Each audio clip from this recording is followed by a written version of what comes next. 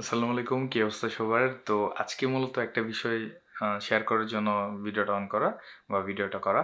সেটা হচ্ছে অনেকে বলে যে আমি ফটোগ্রাফি করে লাখ, লাখ টাকা ইনকাম করতেছি। তাদের উদ্দেশ্যে একটা কথা, ইনভেস্টমেন্ট ছাড়া কোনো কিছু পসিবল না। কোনো কিছু ইনকাম করতে গেলে ওটাতে ফার্স্ট আপনার ইনভেস্ট করতে হবে। দেন ওটা থেকে কোনো প্রফিট আপনি ধাপে, ধাপে পাবেন। ব্যাপারটা হচ্ছে আমার এটা একটা লাইট, স্পিড লাইট। যারা চিনেন তারা চিনেন, আর যারা না চিনেন তাদের উদ্দেশ্যে বলি, আমার বিহাইন্ড দ্য সিন আপনারা দেখছেন যে ভিডিওগুলোতে আমি একটা অক্টা ইউজ করি। অক্টা মিনস একটা ছাতার মতো বড় একটা, ওইটার ভিতরে মূলত এই লাইটটা থাকে। এই লাইটটা হচ্ছে আপনার স্পিড লাইট বলে এটাকে।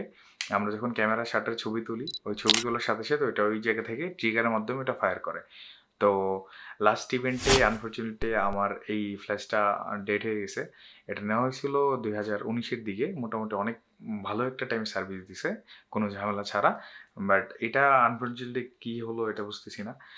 হয়তোবা ডেট একবারে শেষ। এখন যদি বলতে যাই, আমার সামনে ইভেন্টগুলোতে ইউজ করতে গেলে আমার নতুন একটা ফ্ল্যাশ কিনতে হবে বা নতুন একটা এটা রিপেয়ার করা পসিবল না। ইলেকট্রনিক্স জিনিস রিপেয়ার খুব কম হয়।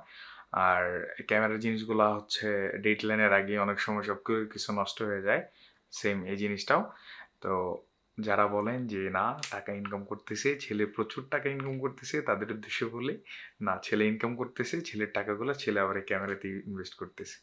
টাটা।